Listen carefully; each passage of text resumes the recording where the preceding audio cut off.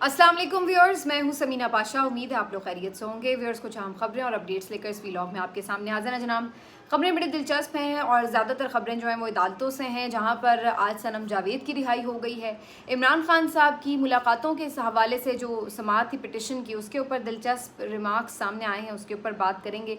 Election commission के आज अहम राब्ते और इजलास हो रहे हैं और होने जा रहे हैं, इसके ऊपर बात करेंगे।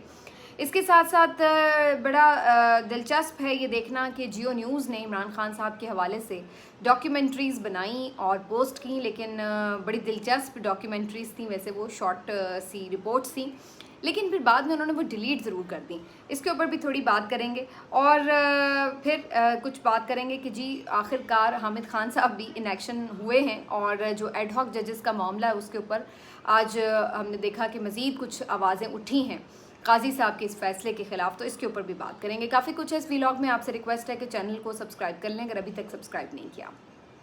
सबसे पहले यही बात कर लेते हैं जी, जो अदालत की खबरें हैं। सनम जावेद साहिबा को आज दोबारा से पेश होना था जस्टिस मियां गुल हसन औरंगज़ेब की अदालत में, और मुकदमा तो उन्होंने निपटा दिया और साथ में अटॉर्नी जनरल भी आज यहाँ पर मौजूद थे अदालत में। उन्होंने ये यकीन दहानी भी करा दी कि सनम जावेद को किसी और मुकदमे में गिरफ्तार नहीं किया जाएगा, ना किसी और पुलिस के हवाले किया जाएगा, और ये भी कि वो यहाँ से जाना चाहें अपने सूबे में तो उन्हें मुकम्मल आज़ादी हासिल है। तो ये सारी बातें यकीन दहानी तो करा दी गई, लेकिन यहाँ पर जस्टिस मियां गुल हसन औरंगज़ेब साहब की तरफ से हैरत अंगेज़ रिमार्क सामने आए। उन्होंने कहा कि उन्होंने इंटरनेट पर सनम जावेद की कुछ वीडियोस देखी हैं जिसमें उनकी जो ज़बान है वो सिर्फ नामुनासिब नहीं बल्कि उससे भी आगे की है। तो उन्होंने कहा कि ये दुरुस्त तरीका नहीं है। क्या आप, यानी उन्होंने उनके वकील को यानी इशफाक साहब को मुखातिब करते हुए कहा कि क्या आप ये यकीन दहानी करा सकते हैं कि वो आइंदा ऐसी ज़बान इस्तेमाल नहीं करेंगी। तो उसके बाद मियाँ इशफाक वकील ने यकीन दहानी कराई कि जी हाँ बिल्कुल वो ऐसी ज़बान दोबारा इस्तेमाल नहीं करेंगी। इसके बाद जज साहब ने न सिर्फ ये कि केस निपटा दिया जाने की इजाज़त दे दी, बल्कि सनम जावेद मुकम्मल तौर पर आज़ाद हो गई, रिहा हो गई। सनम जावेद तो उसके बाद पहुंच गई पार्लियामेंट हाउस और वहाँ पर उनकी उमर अयूब से मुलाकात हुई है। शायद उन्होंने एहतजाज में भी शिरकत की है, क्योंकि आजकल जो एक पाकिस्तान तहरीक इंसाफ की तरफ से मुसलसल अमल देखा जा रहा है कि पार्लियामेंट हाउस से इलेक्शन कमीशन तक पैदल तमाम अरकान असम्बली पार्लियामेंटेरियंस जो हैं वो एहतजाजी छोटी सी वॉक करते हैं और एक टोकन एहतजाज रजिस्टर कराते हैं इमरान खान साहब की रिहाई के लिए, और जो भी मामलात इस वक्त चल रहे हैं आइन और कानून से रिलेटेड, तो वो अपना एक एहतजाज करते हैं। तो उसमें भी वो शरीक हुई हैं और वहाँ पर मुख्तलिफ एक्टिविटीज़ में शामिल हो गई। तो यहाँ पर लेकिन एक चीज़ बड़ी इंटरेस्टिंग है जिसके ऊपर बात हो रही है कि जज साहब की तरफ से ये रिमार्क्स आखिर क्यों दिए गए, या ये यकीन दहानी क्यों ली गई कि सनम जावेद दोबारा जो है वो ऐसी ज़बान इस्तेमाल ना करें। मैं कोई बहुत इस तरह की ज़बान की हामी नहीं हूँ, ना मैं ये कह रही हूँ कि सबको नामुनासिब अल्फाज इस्तेमाल करने चाहिए, बिल्कुल नहीं करने चाहिए, और हर किसी को ख्याल रख के बात करनी चाहिए। बात बहुत सख्त भी की जा सकती है, लेकिन उसके लिए फिर भी मुनासिब अल्फाज मौजूद हैं। ऐसा नहीं है कि आपको सख्त बात करने के लिए कोई बहुत ही गैर मुनासिब अल्फाज का इस्तेमाल करना पड़े। लेकिन यहाँ पर ये ज़रूर हैरत अंगेज़ बात है कि ये मामला तो गिरफ़्तारी का वजह नहीं थी। यानी एक होता ना कि गिरफ़्तारी की वजह ये थी कि जी उनके अल्फाज अच्छे नहीं थे, कोई इस तरह का मामला होता तो एक अलग बात थी। तो गिरफ़्तारी की वजह तो ये नहीं थी, और जस्टिस साहब ने उनकी जो गिरफ़्तारी उसको गैर कानूनी भी करार दिया। तो फिर ये यकीन दहानी क्यों ली गई? इससे ये भी एक तासुर मिलता है कि जो सनम जावेद साहबा की गुफ्तगू है वो बहुत से हलकों में नापसंदीदा चूँकि देखी जाती है, समझी जाती है, तो इस वजह से वो इताब का शिकार रही हैं। क्योंकि अगर हम अदरवाइज़ बात करें तो किसी को गाली देना या किसी के बारे में तज़हीक आमेज़ गुफ्तगू करना या धमकी आमेज़ गुफ्तगू करना, इसके हवाले से ताज़ीरात पाकिस्तान में मेरा नहीं ख्याल है कि बहुत लंबी चौड़ी सज़ा होगी। लेकिन अगेन ये भी डिसाइड करना कि वाकई कोई गुफ्तगू जो है वो कहाँ तक गाली के ज़ुमरे में आती है, कहाँ तक वो तज़हीक आमेज़ गुफ्तगू में कंसीडर की जाएगी, ये तो बिल्कुल ही एक अलग किस्म का पूरा केस बन जाता है। लेकिन यहाँ पर तो इस तरह की कोई चीज़ डिस्कस नहीं हुई, सिर्फ एक यकीन दहानी ज़रूर ली गई कि जी आप ऐसी ना कहें। इस पर बाज़ लोग ये भी कह रहे हैं कि ये तो आज़ादी इज़हार राय पर पाबंदी है। खैर ये ऐसा तो नहीं कि उन्होंने अब मुकम्मल ही उन्हें बंद कर दिया कि आपने बात नहीं करनी, बस उन्हें ये ज़रूर अलर्ट किया है कि आप दोबारा गैर ज़रूरी गुफ्तगू, गैर मुनासिब गुफ्तगू का इस्तेमाल ना करें। दूसरा जो एक इम्पॉर्टेंट बात है, बहुत से लोग इस पे ये भी शुरू हो गए कि मियाँ अशफाक वकील जिसको भी छुड़ा कर लाते हैं तो आम तौर पर वो इसी किस्म की कोई कमिटमेंट दे के आते हैं कि जी अब बंदा ऐसी कोई बात नहीं करेगा। वैसे मुझे इस बात पे बड़ी हैरत भी हुई कि ये किस किस्म का इल्ज़ाम है, क्योंकि इमरान रियाज़ भाई को अगर उससे पहले उन्होंने छुड़ाया है तो ऐसा तो नहीं है कि इमरान रियाज़ बात नहीं कर रहे हैं, वो बात भी कर रहे हैं, वीलॉग भी कर रहे हैं, और ऐसा भी नहीं है कि वो कोई मौक़िफ़ बदल चुके हैं, मौक़िफ़ भी उनका वही है। तो ये एक अजीब बात है कि अगर इस तरह की कोई जो है ये इल्ज़ाम लगाया जाए, बात की जाए कि जी वो कोई ऐसी कमिटमेंट दे के आते हैं जिसकी वजह से बंदा छूट जाता है, तो मेरा ख़्याल है वैसे भी ये मुनासिब बात है कि सियासत हो चाहे वैसे भी आप कुछ गुफ्तगू कर रहे हैं सोशल मीडिया पर, लेकिन उसमें तज़हीक का पहलू ना हो या फिर कम से कम गाली और बदतमीज़ी ना हो, तो ये तो कोई भी इनकरेज नहीं करता। तो बहरहाल जी, सनम जावेद साहिबा की फ़ाइनली रिहाई हो गई है और इसको जो है अब हम देखते हैं कि आगे उनका क्या किरदार होता है सियासत में, क्योंकि एक जेल काटी है जो उन्होंने बड़ी जवामर्दी और हिम्मत के साथ। उसके बाद ये तो काफ़ी ऑब्वियस है कि उनको मखसूस नशिस्त तो मिल जाएगी, कौमी असम्बली की भले मिले या पंजाब असम्बली की, अक्सर लोग तो यही कह रहे हैं कि कौमी असम्बली की मिल रही है। तो अब वो एक सियासत में उनके लिए नए रास्ते खुल रहे हैं। अच्छी बात है, ख़वातीन को सियासत में आना चाहिए, लेकिन मैं ज़रूर ये समझती हूँ कि सनम जावेद साहिबा जैसी बासलाहियत ख़वातीन, मैं इस लिहाज से कह रही हूँ कि जिस तरह से उन्होंने कमिटमेंट का मुजाहरा किया, मैं इस पॉइंट ऑफ व्यू से कह रही हूँ जिस तरह से वो दलेर हैं, और मैं इस पॉइंट ऑफ व्यू से कह रही हूँ जिस तरह से उन्होंने एक मजबूती का तासुर दिया है। तो इस पॉइंट ऑफ व्यू की हद तक तो ये बिल्कुल दुरुस्त बात है कि वो उन्होंने कुर्बानी दी अपने कॉज के लिए, अपनी पार्टी के लिए, और बहुत से नाम नहाद बहुत बड़े लीडर से ज़्यादा वो स्ट्रॉन्ग साबित हुई। खातून होने के बावजूद, बच्चे होने के बावजूद, अपना घर बार सब कुछ छोड़कर वो जेल में बैठी रहीं और इस तरह से उन्होंने अपनी कमिटमेंट के साथ कुर्बानी दी। लेकिन इसके साथ साथ जब आप बड़े ओहदों पर आते हैं तो आपके ऊपर उतनी ही बड़ी जिम्मेदारी भी आती है। तो मैं ये समझती हूँ कि जो पहले की एक सनम जावेद थी वो मुख्तलिफ सनम जावेद थी, जो कि सोशल मीडिया स्टार थी, या जिसको कोई भी यूट्यूबर जाके व्यूज़ लेने के लिए मुख्तलिफ उनसे कमेंट्स लेते थे कि वो कुछ बात करेंगी और पता नहीं एकदम वायरल हो जाएंगी, और वो भी बहुत तेज़ तरार किस्म की गुफ्तगू कर दिया करती थी। मेरा ख्याल है कि अब उनमें मेजॉरिटी आई भी होगी। इतना अरसा एक जो उन्होंने टाइम स्पेंड किया है तो यकीनी तौर पर उनमें आई होगी मेजॉरिटी, और आनी भी चाहिए, और मज़ीद भी उन्हें इस हवाले से अपने आप को एक नए कैरेक्टर में ढालना भी चाहिए कि जहाँ पर वो बहादुर ज़रूर रहें, बोल्ड ज़रूर रहें, लेकिन जो एक ये तनकीद होती है कि जी कोई लाउबाली लड़की है या कोई ऐसी लड़की है जिसकी बहुत विज़न कोई नहीं है, बस वो अपनी तेज़ ज़बान चलाती है, तो इसलिए वो जो है वो आगे आ रही है। तो मेरा ख़्याल है ये एक हाई टाइम है। वो एक पढ़ी लिखी फैमिली से ताल्लुक़ रखती हैं, उनके शौहर भी बहुत पढ़े लिखे वेल लर्नड पर्सन हैं, तो मेरा ख़्याल है वो भी इस सिलसिले में उनकी काफ़ी हेल्प कर सकते हैं। तो उनको एक बहुत अच्छी मैच्योर, ज़िम्मेदार और बहुत दबंग किस्म की पॉलिटिकल लीडर में वो कन्वर्ट कर सकते हैं। तो ऑल द बेस्ट फॉर सनम जावेद। आगे चलते हैं जी, अब बात करते हैं हामिद खान साहब इन एक्शन हुए हैं। हामिद खान साहब ने आज ये कि एक प्रेस कॉन्फ्रेंस कम से कम ज़रूर कर दी है, बड़ी तनकीद उनके ऊपर हो रही थी, लेकिन आज ना सिर्फ ये कि लाहौर हाई कोर्ट बार की तरफ से एडहॉक जजेस के ऊपर प्रेस रिलीज़ आई है, इससे पहले भी मैं आपको बता चुकी हूँ, सिंध हाई कोर्ट से, मुख्तलिफ शहरों की बार से प्रेस रिलीज़ आ चुकी हैं। तो अब जो है लाहौर हाई कोर्ट बार की तरफ से भी एक प्रेस रिलीज़ आ चुकी है। इसके साथ साथ आज हामिद खान साहब ने सीनियर वकला के साथ, लतीफ़ खोसा भी मौजूद थे, दीगर कुछ बार्स के अहदेदारान भी मौजूद थे, तो उनके हमरा प्रेस कॉन्फ्रेंस में बड़े वाज़े तौर पर ये कहा है कि जी एडहॉक जजेस का जो ये सारा एक प्लान बनाया जा रहा है, ये किसी तौर भी हमें कबूल नहीं है, हम इसे मुस्तरद करते हैं। उन्होंने वो जजेस जिन्होंने खुद ही इनकार किया है उन्होंने खराज तहसीन पेश किया और कहा कि अगर इस तरह का कोई मामला आगे बढ़ाया जाएगा तो वकला मज़ाहमत करेंगे, और वो ये समझते हैं कि ये सारा कुछ जो है ये बेसिकली ख़ास मकासद के लिए किया जा रहा है, इसका मकसद कोई अच्छा नहीं है, नेक नहीं है, बल्कि ये सिर्फ PTI को नुकसान पहुंचाने के लिए सारी प्लानिंग की गई है। तो आज हामिद खान साहब जो हैं फाइनली थोड़ा सा ज़रूर अपने कंफर्ट जोन से बाहर निकले और उन्होंने एक प्रेस कॉन्फ्रेंस कम से कम ज़रूर की है, लेकिन उसका कितना असर होगा ये भी हमें देखना है कि जब तक ओवरऑल तमाम मुल्क से वकला की तरफ से कोई इस पर रेजिस्टेंस शो नहीं होगी, ये लोग बाज नहीं आएंगे, क्योंकि अभी तक भी यही खबर है कि 19 जुलाई को जो जुडिशल कमीशन का इजलास है उसमें ये लोग हतमी नाम फाइनल करेंगे जजेस की अपॉइंटमेंट के लिए, एडहॉक जजेस के लिए।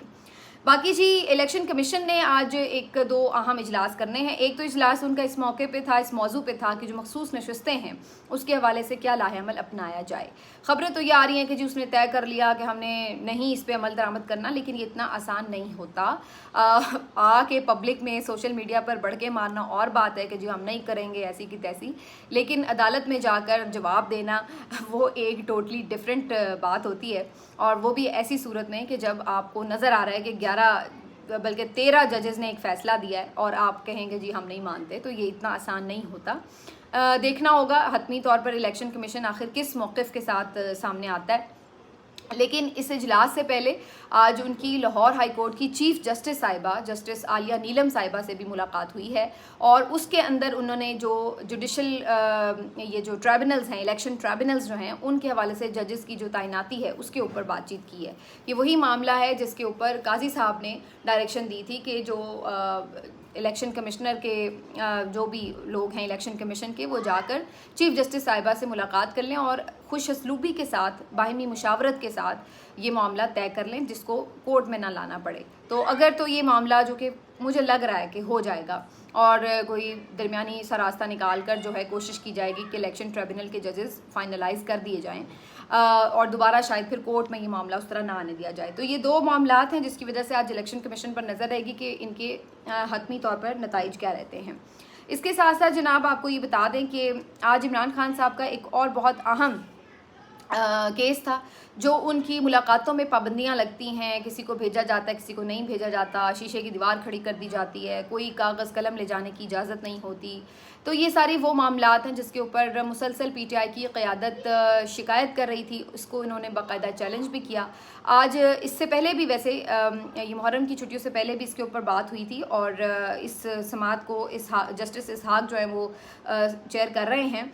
तो उस वक्त भी उन्होंने इस पे बड़े सख्त रिमार्क्स दिए थे और कहा था कि अगर इमरान खान साहब से मुलाकात में रुकावटें दूर ना की गई तो फिर हम मजबूर होंगे कि इस्लामाबाद हाई कोर्ट में उन्हें बुलवा लिया जाए और यहाँ पर फिर उनकी मुलाकातें कराई जाएं और फिर आप लोग ठीक रहेंगे। तो ये उनके रिमार्क्स थे पिछली दफ़ा समात पर। तो ये बड़े स्ट्रॉन्ग रिमार्क्स थे उनके कि किसी भी कैदी का यह हक है कि उसको उसके वकला तक रसाई दी जाए, आज़ाद और एक ऐसी रसाई हो जिसमें किसी और शख्स की मौजूदगी के ऊपर उन्हें अगर जिस पे उन्हें एतराज़ हो वो ना हो, यानी एक अलहदगी में उनकी मुलाकात हो सके। क्योंकि क्लाइंट और वकील के दरमियान बहुत से ऐसे मामलात हो सकते हैं जो कि राजदारी में वो करना चाहते हैं डिस्कस, लेकिन उनकी तरफ से पीटीआई के वकला की तरफ से शिकायत थी कि मुसलसल कुछ लोग ना सिर्फ वहाँ पे मौजूद रहते हैं मुलाकात में बल्कि मॉनिटर होती है मुलाकात। तो इस बिना के ऊपर ये जो मामला है ये दुरुस्त नहीं है। तो उस वक्त उन्होंने ये रिमार्क्स दिए और आज फिर जब इस पे बात हुई इस केस में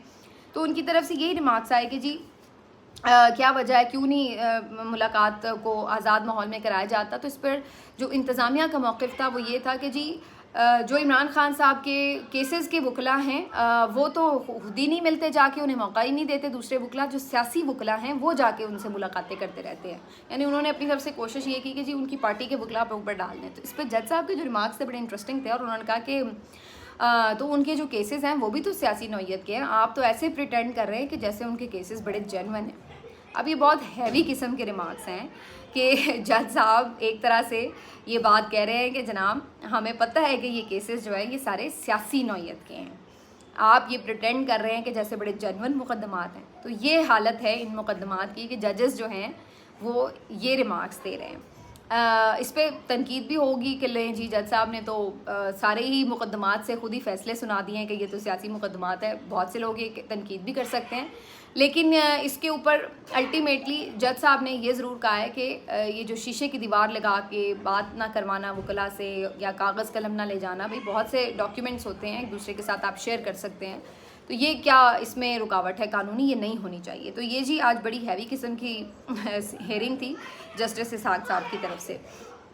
अब आ जाते हैं इस बात के ऊपर कि जो मैंने शुरू में बात की कि जियो पर वापसी कैसे हुई है इमरान खान साहब की। हुआ ये है कि जी जियो के जो डिजिटल नेटवर्क से कुछ 2-3 डॉक्यूमेंट्रीज़ बनाई गई, जिसमें एक डॉक्यूमेंट्री पीटीआई के ऊपर थी कि वो किस तरह एक इस वक्त उरूज की सियासत कर रही है। इसी तरह एक डॉक्यूमेंट्री इमरान खान के ऊपर थी कि इतने दिन हो गए उन्हें, 342-45 दिन हो गए जेल में, और कैसे उन्होंने जेल के अंदर से इस हुकूमत की नाक में दम कर रखा है। तो इस तरह से 2-3 ये डॉक्यूमेंट्रीज थी, शॉर्ट सी 4-5 मिनट की, जिसको अपलोड किया गया। और जैसे ही ज़ाहिर है PTI वालों ने देखा तो वो भी हैरान हो गए कि ये कैसे हो गया कि जियो के प्लेटफॉर्म से इस तरह की डॉक्यूमेंट्री आ जाए, इमरान खान साहब के तकरीबन पॉजिटिव इमेज की डॉक्यूमेंट्री, प्लस उनका नाम चल रहा है, उनकी तस्वीर चल रही है पूरे ग्राफिक्स के साथ, पूरा हाईलाइट करके। तो वो उनके लिए बड़ी खुशगवार हैरत थी इस बात में। लेकिन फिर शायद इंतज़ामिया को फ़ौरन ही कुछ कॉल्स आई होंगी या उन्हें ख़ुद ही रियलाइज़ हो गया होगा कि ये क्या हो गया है, और उसके बाद फिर हमने देखा कि ऑल ऑफ अ सडन वो तमाम डॉक्यूमेंट्रीज़ को डिलीट कर दिया गया उस डिजिटल प्लेटफॉर्म से। लेकिन इससे पहले मैं आपको इंटरेस्टिंग बात बताऊं कि ये तो सिर्फ डिजिटल प्लेटफॉर्म की मैं बात बता रही हूँ। कुछ रोज़ कबल इवन जो जियो न्यूज़ टेलीविज़न है उसके ऊपर भी एक ख़बर जो इमरान खान साहब से मुतालिक आई, तो उन्होंने बाकायदा उस पर लिख दिया इमरान खान। हालांकि इससे पहले उनका नाम नहीं चल रहा था, लेकिन किसी केस की अपडेट थी और उसमें उन्होंने लिख दिया कि जी इमरान खान के हवाले से ये बात। तो ये भी एक हैरत अंगेज़ तब्दीली थी। और उसके साथ साथ ओवरऑल भी अगर आप मीडिया का अब अगर पूरा असलूब देख रहे हों तो आप हैरान होंगे कि बहुत से वो सहाफ़ी जो एंटी इमरान, एंटी PTI रहे हैं, अब आहिस्ता आहिस्ता आपको नैरेटिव चेंज करते हुए दिख रहे हैं और PTI के हक़ में, इमरान खान के हक़ में बात करते हुए भी नज़र आ रहे हैं। मैं बहुत से नाम ले सकती हूँ, आप ख़ुद भी आइडेंटिफाई कर सकते हैं। तो ये सब बेसिकली क्या इसकी वजह आपको नज़र आ रही है। बहुत से लोग तो ये भी कहेंगे कि लो जी ये सारे पॉपुलैरिटी के पीछे चले गए हो गए। तो भाई होना चाहिए ना, जहाँ आवाम खड़े हैं तो आवाम की बात ना की जाए और गलत बात की जाए, ये कैसी अजीबोगरीब मंतिक है। और दूसरी बात ये कि असल में ये बेसिकली आवाम ही की ताकत की वजह से मुमकिन हुआ है कि जब 8 फरवरी का इलेक्शन आया है तो उसके बाद आप देखिए चेंजेस नज़र आना शुरू हो गए हैं। आप देखिए कि किस तरह से जजेस ने स्टैंड लिया है, आप देखिए कि किस तरीके से जो पाकिस्तान तहरीक-ए-इंसाफ के मेंबर्स हैं वो नहीं टूट रहे। अब जितने लोगों ने बयान अल्फी जमा कराना था, तमाम तर मुश्किलात के बावजूद सब ने जमा करा दिया, किसी एक का भी नहीं रह गया। तो ये क्या है, बेसिकली ये सियासत चेंज हो चुकी है। अब वो चीज़ें नहीं रह गई हैं कि आप ये कह लें कि जी सच को झूठ बना लें, झूठ को सच बना लें। अच्छा, फिर ये तब्दीलियाँ आई और उसके बाद अब ये तब्दीली आपको मीडिया में भी नज़र आना शुरू हो गई है कि आपको आहिस्ता आहिस्ता ये दिख रहा है कि अब लोग बात कर रहे हैं कि भाई इनफ इज़ इनफ, बहुत हो गया, आप कितना और जुल्म करेंगे और कितना आप आइन और कानून का मजाक बनवाएंगे। तो अब बहुत से नाम जो है वो ऑटोमेटिकली पलटना शुरू हो गए। कुछ तो खैर फेस सेविंग के लिए यकीनन ऐसा कर रहे होंगे और कुछ जो है वो जेन्युइनली ये समझते होंगे कि बस बहुत हो गया भाई, अब लड़ाई ख़त्म होनी चाहिए, मुल्क का बेहद नुकसान हो गया। लेकिन वो तो नीयतों का हाल अल्लाह जानता है, लेकिन आप आइडेंटिफाई बहरहाल काफ़ी हद तक कर सकते हैं कि कौन किधर खड़ा है। तो बहरहाल ये इंटरेस्टिंग चेंजेस जो है हमें नज़र आ रहे हैं और आने वाले दिनों में आप देखिएगा कि बाकी लोग भी इसको फॉलो करेंगे। वैसे जहाँ तक मेरे अपनी ज़ाती राय और ज़ात का ताल्लुक़ है, मैं अपने प्रोग्राम में कंटिन्यूसली इमरान खान का नाम लेती रही हूँ। मैंने उन्हें कभी भी बानी PTI नहीं कहा, मैं इमरान खान को इमरान खान ही कहती रही हूँ और ऑन एयर चलता रहा है। बाकी कोई गेस्ट आता है या कोई और प्रोग्राम में भले नाम ले ना ले, लेकिन मैं तो उनका नाम लेती रही हूँ। और मुझे तो वैसे किसी ने इसके ऊपर ना रोका ना टोका, ना मुझे कोई कॉल आई। तो मुझे ये समझ नहीं आ रही कि ये सहाफ़ियों के ऊपर जो पाबंदी थी इन्होंने सेल्फ़ इम्पोज की हुई है या वाकई ये पाबंदी थी। क्योंकि जब तक मेरा अपना पर्सनल एक्सपीरियंस मैं आपके साथ शेयर कर चुकी हूँ, आगे बल्ला बेहतर जानता, हो सकता है किसी को मना किया गया हो, लेकिन ये सूरत हाल मेरे साथ कम अज़ कम दरपेश नहीं रही। चलिए बस बात को यहीं समेटते हैं, इंशाल्लाह अगले व्लॉग में बात करेंगे। अपनी ख्याल रखिए, अल्लाह हाफ़िज़।